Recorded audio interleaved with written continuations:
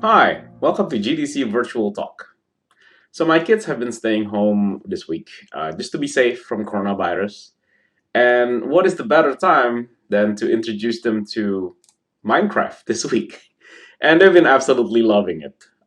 So we have an iPad, we have a Switch, we have a laptop, and they can play together. And they've been having a great time. But I think like the best thing about this whole experience for them is the fact that they can play together. They can play with me, they can play with each other, they can play with their friends, the neighbors.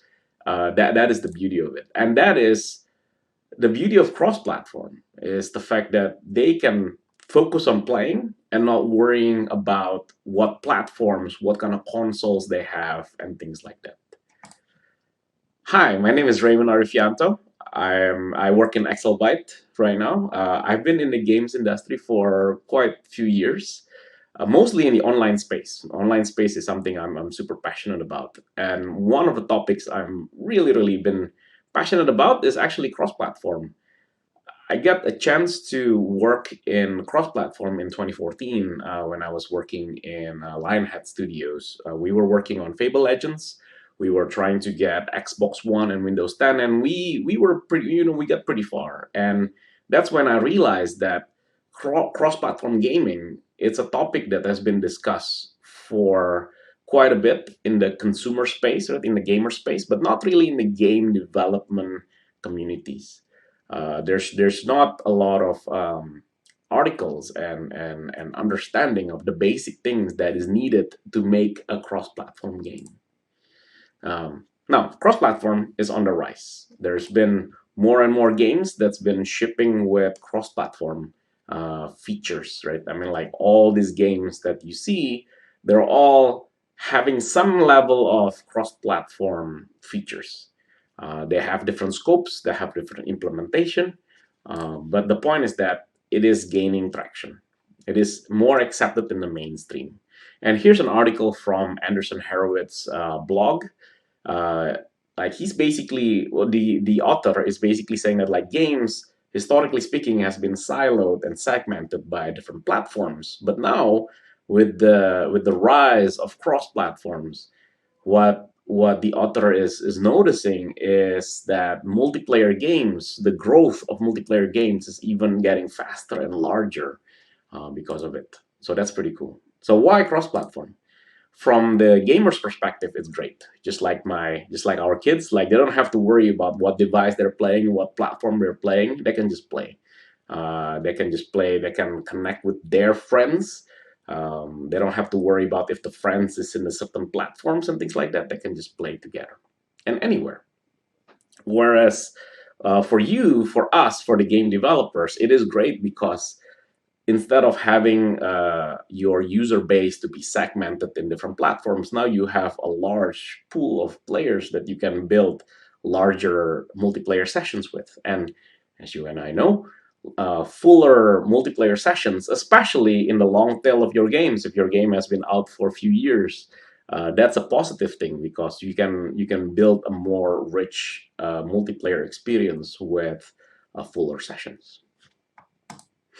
All right, so you might think, all right, that sounds really good. So let's add cross-platform to our next game. I don't know about you, but I really love Lord of the Rings. In the Fellowship of the Rings, if you remember, like Council of Elrond, they were saying that's like, let's make our next game to be cross-platform enabled. And Boromir said, one does not simply crossplay. It's because he knows that making a cross-platform feature games, it's not straightforward. It's kind of tricky. So this is why I made this talk in the GDC is for you who are thinking of making your next game to have multiplayer features.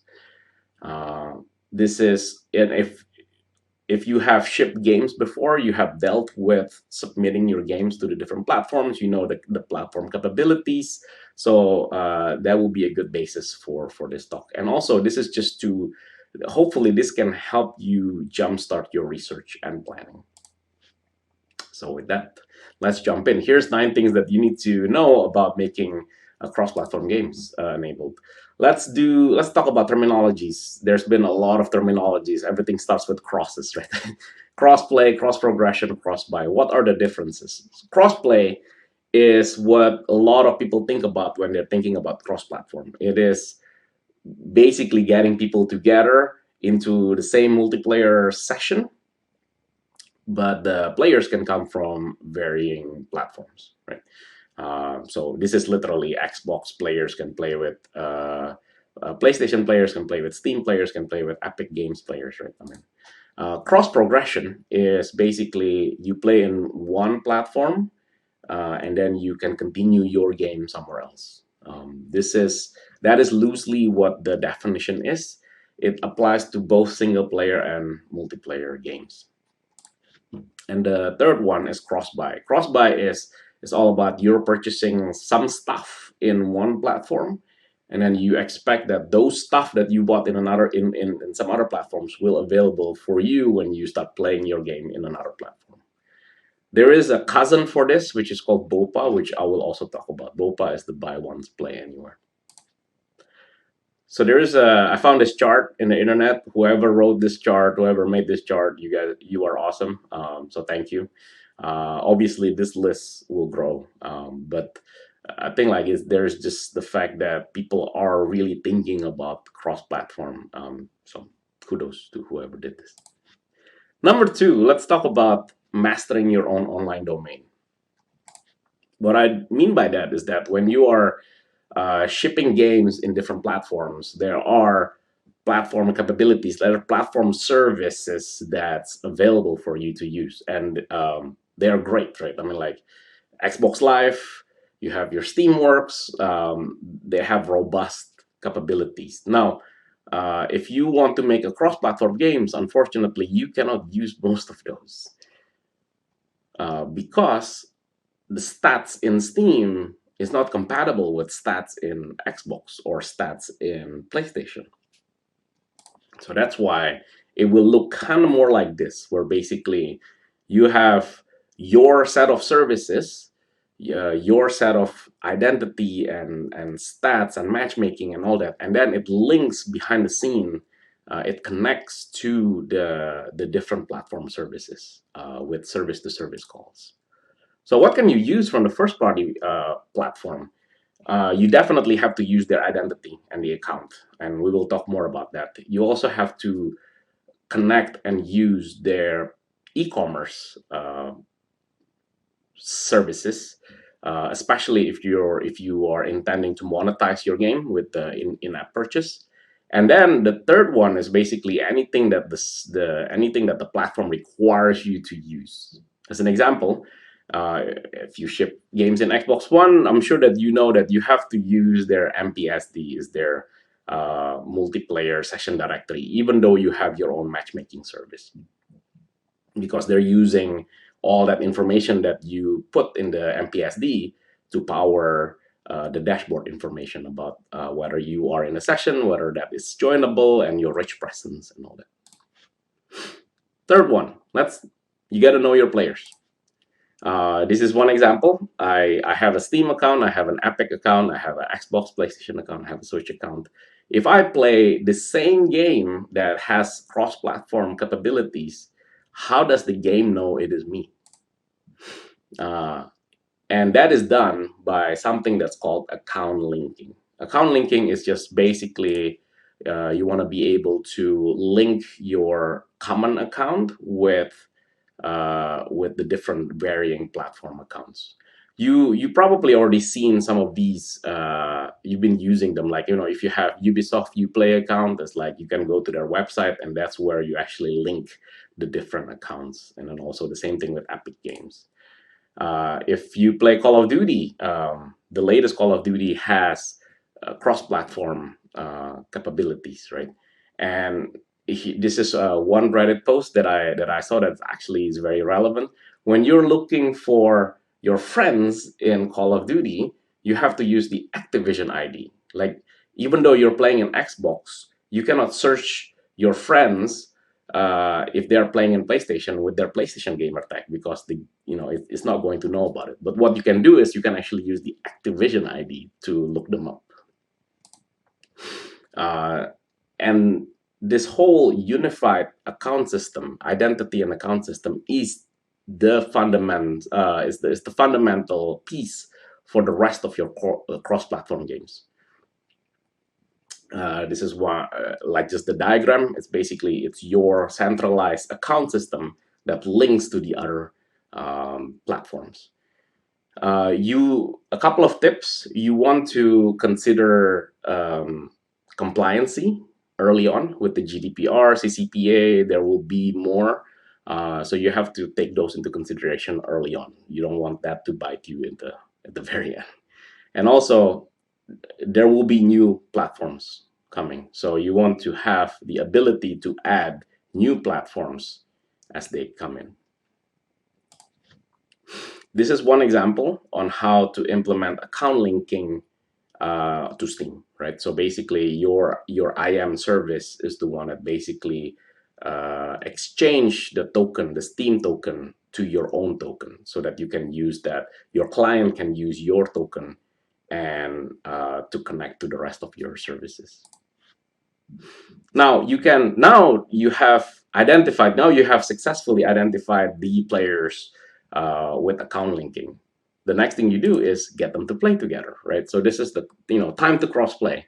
In order for you to connect those guys into the same multiplayer sessions with all their friends, you would need to build all these things. Like you need to build matchmaking and session management, stats, leaderboards. It all kind of depends on what your games need, but you will need these kinds of services to get them together.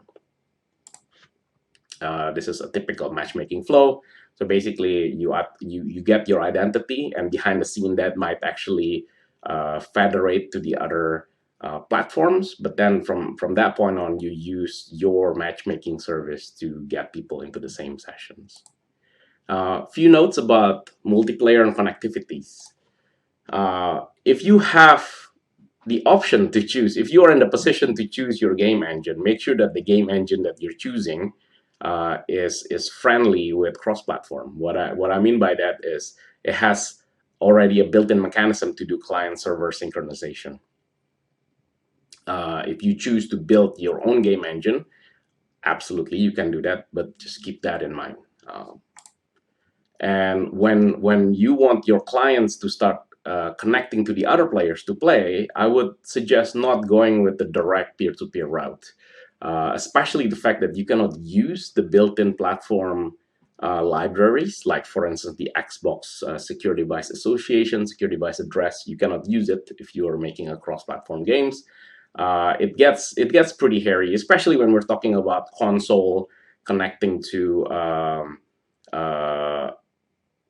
PC, right? And then you have to deal with the NAT restriction and all that. So I would suggest go with either dedicated server, or you use some kind of relay server assisted peer-to-peer to build your mesh.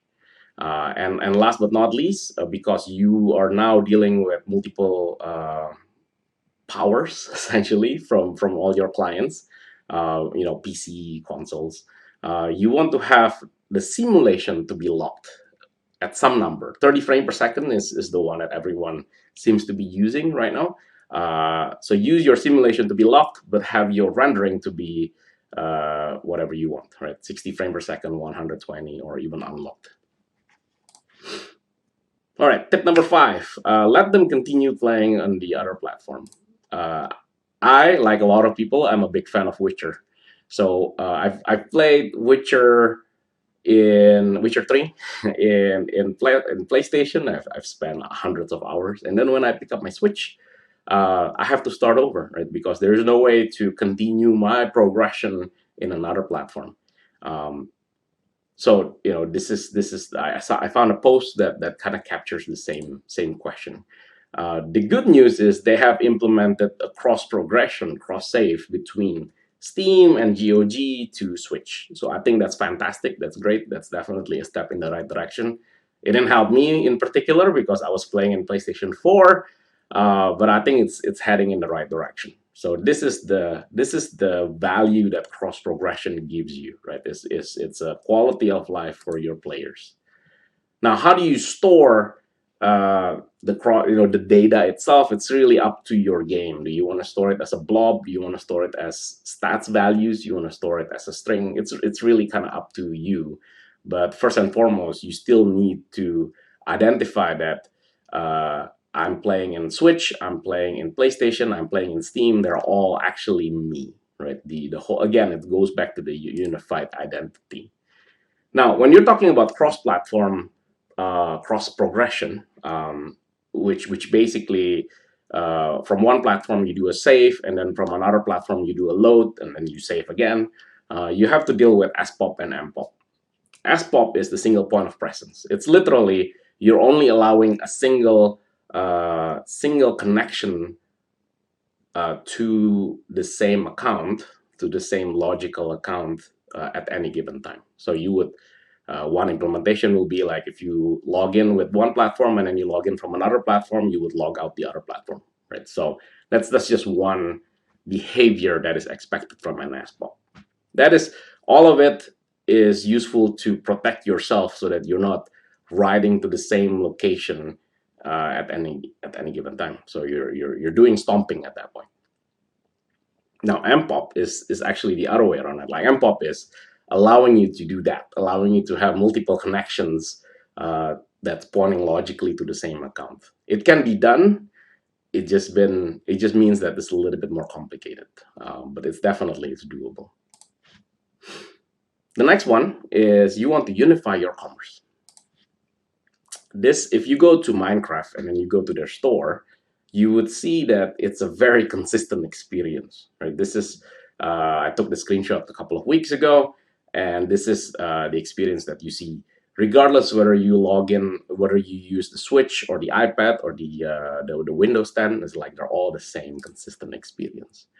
So let's talk about the difference between primary store and secondary store. Like primary store is the store that you have to configure on the platform side that results in real money transaction. Whereas the secondary store is everything that you control within the game. You want to make the secondary store to be as rich as you can, and you want to simplify the things that you rely on in the primary store to the minimum.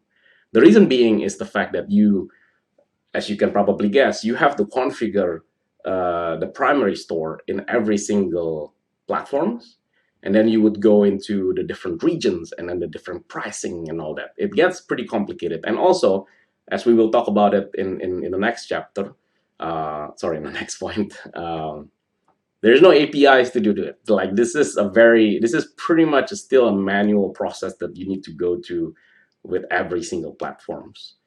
So I would suggest keeping it simple. A lot of the implementations these days are using it for virtual currencies like V-Bucks or the mine coins. That's why, right? That's because you want to simplify that one, and then you have a richer experience in the secondary store. This is an example of fulfillment flow where basically the game, you let your players from Steam or from PlayStation to buy the consumable or durable from the platform store, and then you use your unified commerce to consume on behalf of the players with the secure service-to-service calls. This is the example calls that's happening for Steam. It's basically your commerce service is the one that's going to finalize the transaction. It listens to the callback, and then your e-commerce is the one that basically confirm that like transaction is done. Now I'm going to grant this user this much in the wallet or grants this entitlement. The next one is platform certification. There are three things that is guaranteed in life. The first one is, well, especially for a game dev life, death, taxes, and failing a certification on a very unfortunate time. Because the if you have gone through certification before, certification can be pretty tricky. It's quite a long list. It varies from platform to platform. And one thing to keep in mind about making a cross-platform game is that there are actually an extra section that talks about cross-platform games, platform certification for each of the platforms. Here's one example. This is on the left-hand side, you have this is Call of Duty, by the way. Like on the left-hand side, you have Xbox, right? Yeah, Xbox. And the right-hand side, you have PC. The difference is very, very subtle. But if you see like in the right-hand side in the PC, you actually like, they will tell you if the people that you're playing with is in Xbox or in PlayStation. Whereas in the left-hand side, the requirement states that like either they are playing in the same platform as you are, which is Xbox, or they're playing in another platform, which at that point you cannot actually say which platforms they're from, right? So it's a subtle UI difference, and that's something that will fail you your certification if you actually didn't catch it. So my recommendation is just provide yourself enough buffer to go through the platform certification and actually understand what is required. The next one is separate release and deploy. This is one example. Fortnite has this black hole event that's basically it's for their transition from season 1 to season 2. At some point, people just suddenly, like the whole world just suddenly started like collapsing and absorb into black hole, and it happens in the exact same time. And this is a time event, right? And the reason this is interesting is because they don't rely on this event to be activated with the title update. If you have gone through title update ritual, it is pretty involved when you are submitting a title update to the platforms.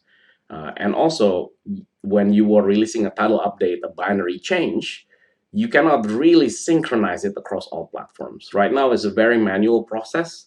There's account manager that needs to be involved. There's spreadsheet sometimes. You have to go to some portals.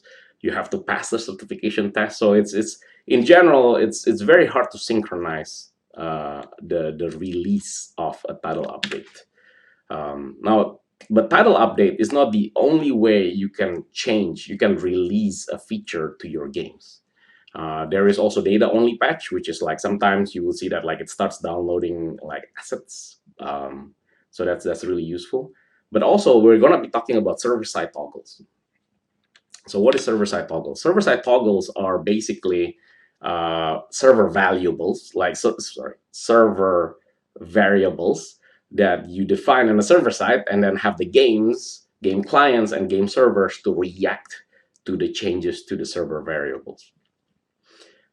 If you have that capability in your game, what you can do is you can deploy the title update earlier. So you deploy your binary changes to your game, and your binary changes will now understand these extra server variables ahead of time.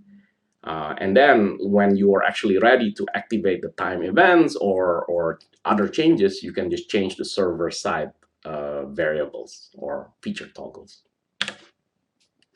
What is it used for? It's useful for scheduled events. It's useful for game balancing data. It's useful for kill switching certain things or even enabling certain features. This is a diagram of how it would look like. It should be pretty straightforward. You have the server variables that is served from your services. Have the games, have your game clients and have your game servers to be ready to react to it. Push notification is a nice thing to have, but in theory you don't really need push notification. Technically you can poll, but polling. And then you have live designers and producers or developers who configure those server variables. So what that means is that if they need to tweak something, if they need to kill switch something, if they need to activate certain events, they can just go through from the server variables route. All right, so we're at the last tip right now. This tip is this is an uncharted territory, so I want to be clear about that. It is buy once, play anywhere.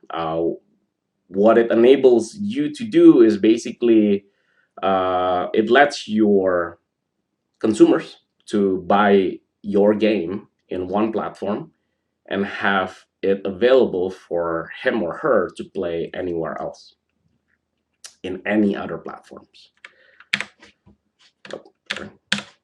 All right, so why do we care about it? Like from players, it's great, right? I mean, like from players, it's literally they don't have to worry or think about what platforms I need to buy this particular game for. I can just buy the game and I don't have to worry about it because I can just go to another platform and I can play it there. For you, for the game developer, it is a goodwill. It is mostly like to get your fans, to get your players to really embrace your brand, drive engagement. And if you actually have your own store, you can actually drive the traffic to your store this way. So here are 3 steps to enable BOPA. The first one is unified identity. Again, everything boils down to the unified identity. The second one is being able to kind of keep track of entitlements. And the third one is being able to call another platform's API to grant entitlement. Now, this API, the third one that I mentioned, the keyless entitlement, that is not widely available. Only few platforms support it, and even that you have to go through your account manager to use it. But I believe that this is where the industry is heading right now. Some examples. The first one is you buy it in your store and then you want to show up in Steam. So this is the flow. So basically you have to call, eventually you will call the grant package to Steam. Again, this API is not available publicly, so you need to talk to your account manager if you really want to enable this scenario. The second one is you buy the game in Steam, and then the game will show up in your store. So this one is a little bit more straightforward. This one is basic, but you cannot listen to purchase events in Steam. So you have to rely on your player played the game once first in Steam. Maybe at that point, you're also going to trigger the account linking, for instance. And then at that point, you know that's like, all right, this player has logged in. He has the entitlement in Steam. I'm going to give him an entitlement in my store. So key takeaways. Should we or should we not do cross-platform? I think cross-platform is ideal for developers who wants to make several cross-platform games in the future, or if you want to make a game that you are going to maintain for a long time, that has a long life service plan. Why is that, right? Because building a cross-platform games is not trivial. You need time and you need effort, and also you need investment to actually have the proper infrastructure to support it, like all those services that we've been talking about. So where do you start? Just like the concept of game engine, like Unity, UE4, and all that, right? Or basically, it kind of gives you a jump start. Can you build your own game engine? Absolutely, but you don't have to. So there are definitely some solutions out there that will give you a jump start to enable this. And some of those are actually cross-platform ready also. Which one are you going to use? Just like when you're evaluating game engines, there are pros and cons that you need to evaluate. There's no one solution that fits everyone. So you definitely need to check out what you need, what is important for you, right? So I listed about 7, and I'm sure there are more too. Kind of depends on what you need. If you would like to learn more about this topic, about the backend as a service solutions out there for online game dev, check out the Discord channel. And so last question is, where is this industry heading? This is my opinion. My opinion is platforms are taking the backseat. There will always be new platforms coming in, but I think that platforms are taking the backseat, and it is really about the player experience is the one that's going to take the central stage.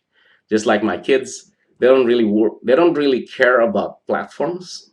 All they care about is having a good time and playing together. And I think that is where the industry is going.